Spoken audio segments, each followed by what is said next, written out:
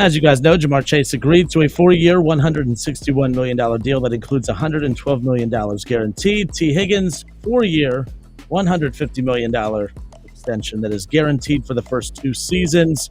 And of course, that was announced late Sunday night. Even some of the Bengals beat writers were asleep. I mean, they were kind of late to the punch as far as getting some of this information out there. I think it got to a point where we all knew it was going to get done. It was just a matter of when, not if, but the when was starting to become the problem because it seemed to just be taking too long and kind of getting in the way of the rest of the construction of this roster. But for the last 24 hours, it's been positive vibes because now what was a negative talking point of when is it going to get done? Will it get done? Will it get done in July? Will it get done before camp? Will it get done in the middle of camp? Will it be a distraction for camp? All that stuff you could put officially behind you because now you know who your quarterback is for the next couple of seasons, and now you know who his weapons are for the next couple of seasons. Joe Burrow, Jamar Chase, T. Higgins. I did not think they'd be able to keep that trio together, years ago when this conversation started, but yet here we are, all three. Big-ass contracts, very well taken care of, and that's your core for the Bengals for the foreseeable future. Yeah, it's the best news you could ask for. I mean, it's what we've been holding our breath and praying for the last 3 off seasons. This has been everything we've wanted in Cincinnati since we got these guys here. We took Joe Burrow 1, and the conversation leading up to that draft was, is he going to request a trade out of 1 before the Bengals even take him? Obviously, that didn't happen. Now he's here, and he's a legend. He's the best player to ever wear stripes, and you get T. Higgins at 33, falls into your lap, and you're like, well, how do we get this lucky? We were replacing A.J. Green with another big body star receiver, and then the next year you turn around and you get Jamar Chase. This doesn't happen to a city like Cincinnati, and then now we're here at the end of the line of their rookie contracts, and we found a way to extend them all, and that was impossible for the last 5 years. I didn't think we were going to get to this day. Obviously, there were points where the optimism swelled and you felt really good, and that was great, but there was never a real general confidence around the entire city that this was going to get done.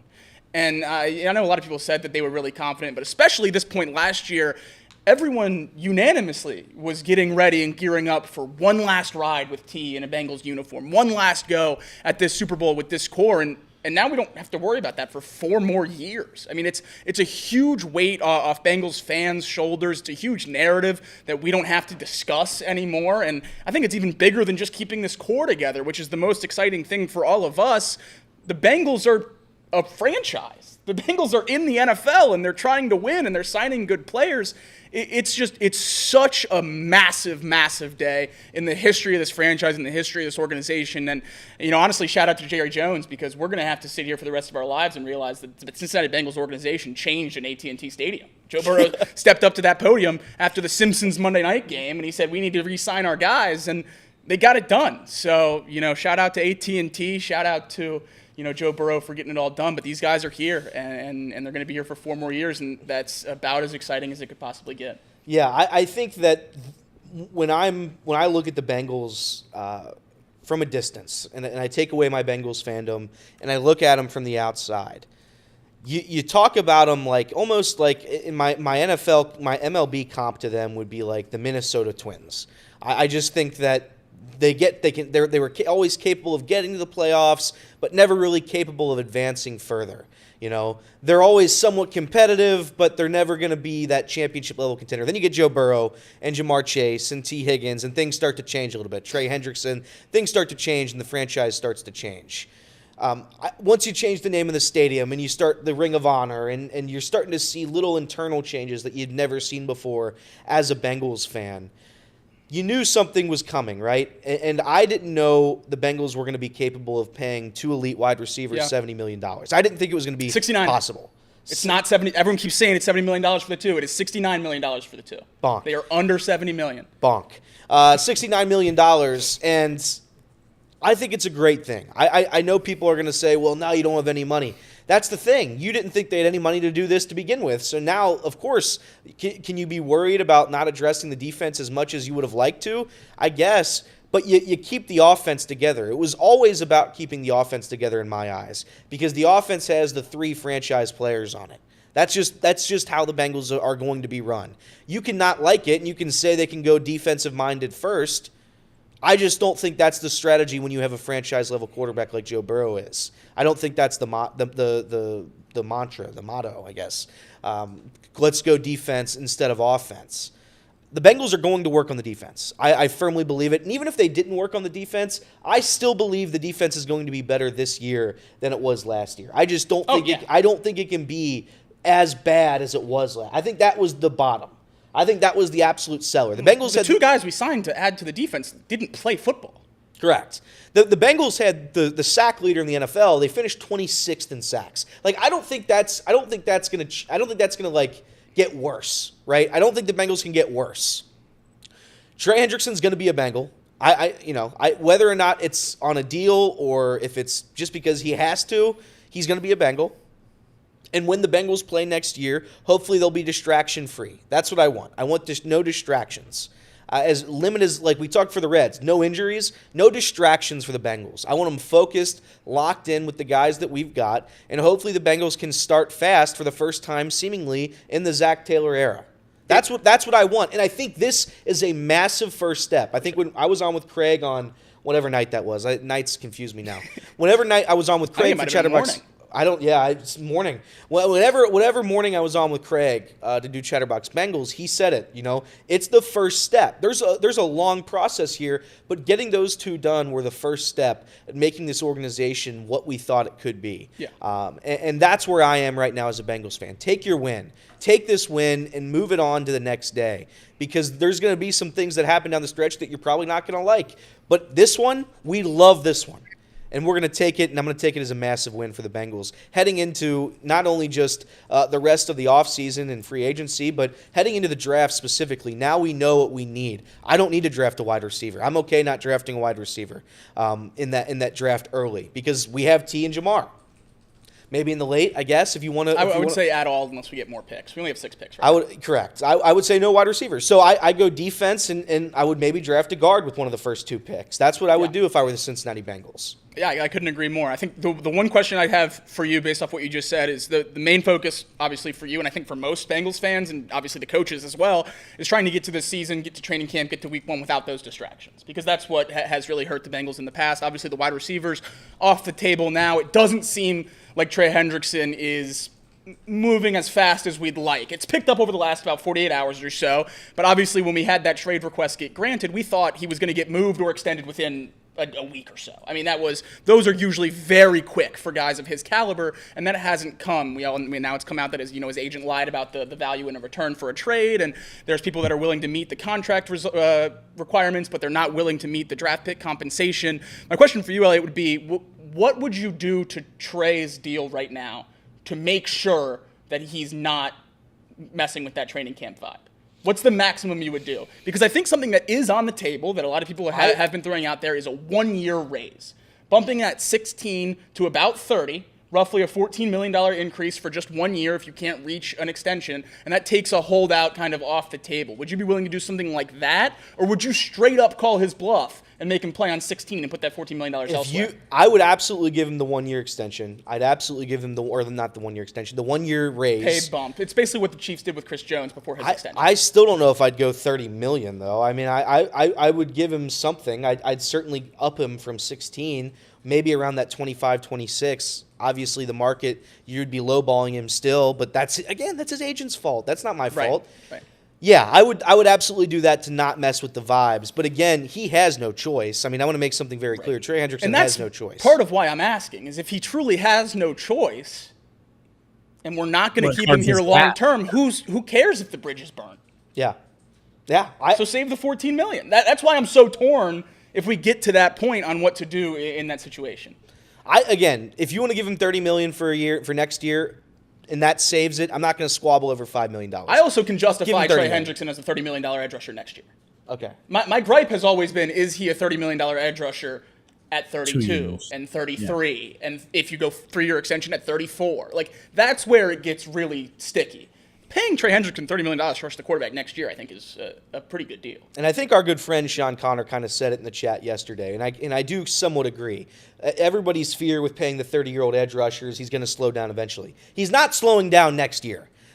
Maybe in 3 years, 2 years, and that's kind of what Jacob just said, right? We don't want to give him the long-term deal for $30+ million. But if I had to pay him next year $30 million, I would prefer less than that. But if you have to pay him $30 million for just next year to make him happy, to make the vibes in camp better, I'd absolutely do it, because he's not slowing down yet. He's going to slow down. I don't think you can say that the guy who led the league in sacks last year is going to get significantly worse. That's probably not on his table. My number for Trey changes pretty drastically, like $3 to $4 or $5 million drastically from a 2-year to a 3-year deal with what I'm comfortable giving him. That third year is a huge hold up for both sides, because obviously Trey wants that long-term security, but that's also the point where, even the outliers start to fall off at the end of that time frame. So I don't know. I think it's going to get interesting over the next couple of days. It's probably going to get louder before anything gets figured out. You're going to have the agents releasing stuff. You're going to have the Bengals releasing stuff to try to drive up some trade value at the last minute. I don't know.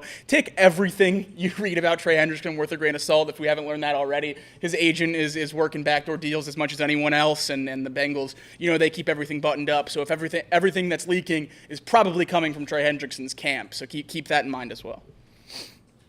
All right, Justin Kenner, Elliot Ryan, Jacob Tissick, Casey McAllister with you here again. With Jacob back today, getting more of that reaction to the news from the weekend that the Bengals finally get the deals done with Jamar Chase and T. Higgins. And there was a lot of talk. I was one of them that said I don't see how the Bengals can get this done with Jamar Chase and T. Higgins. Now, a lot of those opinions, because I see there's a warpath on social media just going at everyone that said that there's no way that they can get it done. Saying that they can't get it done, a lot of those opinions came from the structure, the mindset of, well, why would you get that done? Why would you pump $69 million, not 70, as you said? Why would you put $70 million into 2 wide receivers when you have a quarterback as good as Joe Burrow? I mean, the belief is if you have an average quarterback, you need to give that average quarterback as many weapons as possible to elevate that quarterback. Joe Burrow is a quarterback that is super talented, that you've paid to elevate talent around him. Why are you investing those extra millions and millions and millions of dollars into the wide receiver room when Joe Burrow should be able to elevate talent around? That's where some of those question marks and criticisms are coming from. And I think that they're valid. I think those are valid. Absolutely. I'm not going to sit here and back down and act like those aren't valid. Those are valid. This situation's a little different. They have a ton of money to spend.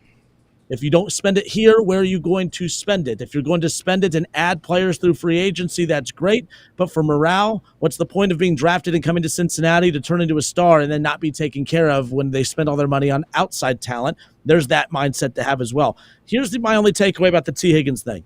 I'm not saying I like it. I'm not saying I don't like it. All I'm saying is you got to wait and see. A couple years ago, the Rams traded away every single draft pick you can imagine. And everyone kept saying, this is just absolute, NFL just malpractice. Like, what are you doing? This is just unheard of. No, and that's where the F these picks came from, right?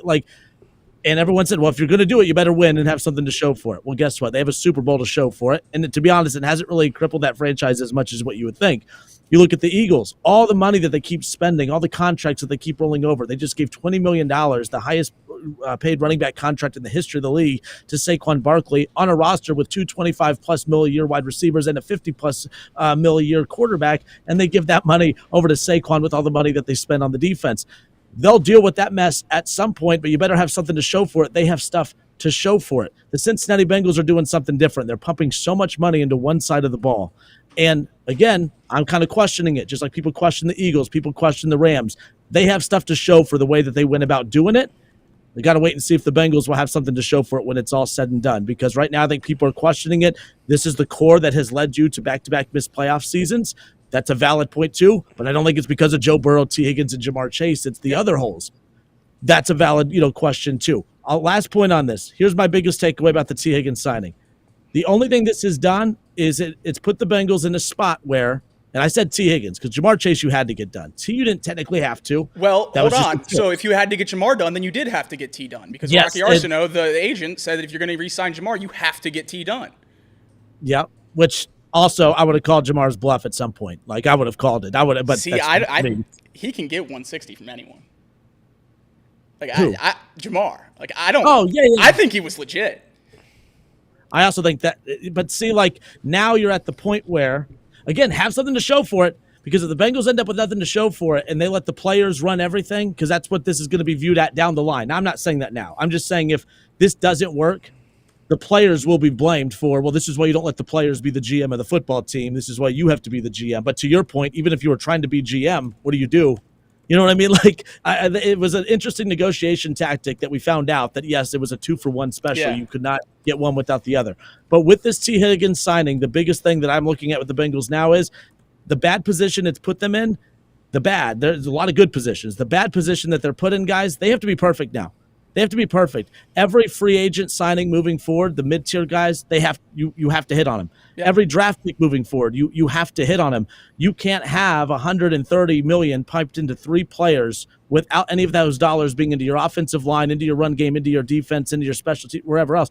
They have to be perfect. They have to hit on all these things moving forward. And if they don't, this signing will be the blame of it. Whether it's right or wrong, this signing will be the blame for the demise of the Bengals if they don't hit in the draft and free agency moving forward.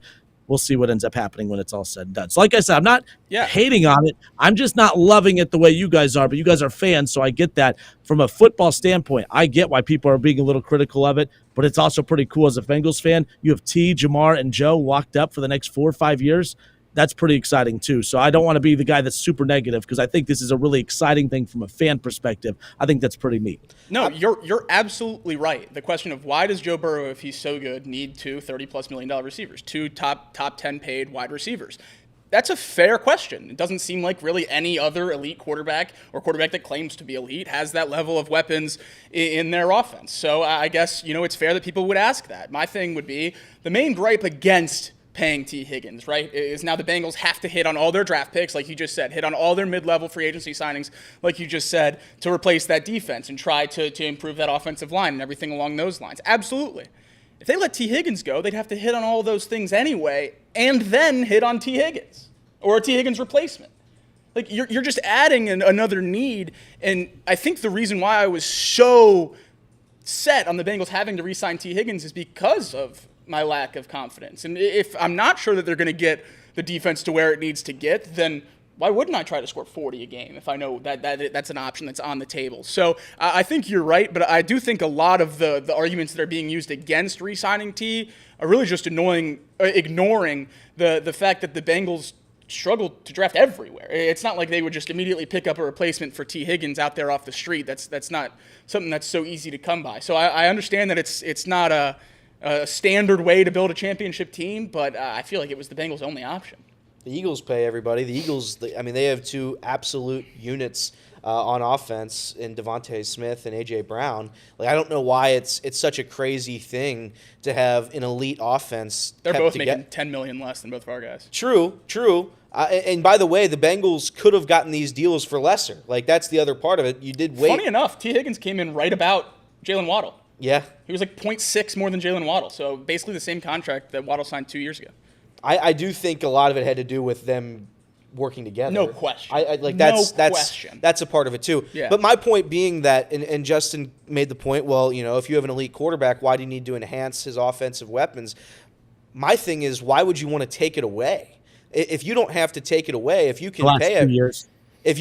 The last 2 years, he was hurt the year before that. And last season was an utter failure. But again, I'm going to make this point until the cows come home. That first game and the first couple of games, I do blame on the Bengals for kind of ruining the vibes heading into the season. I don't think that was a talent issue. I think that, and yes, the defense was terrible, absolutely terrible. I'm not immune to that knowledge. But the Bengals did not have good vibes coming into the Patriots game week 1. They did not.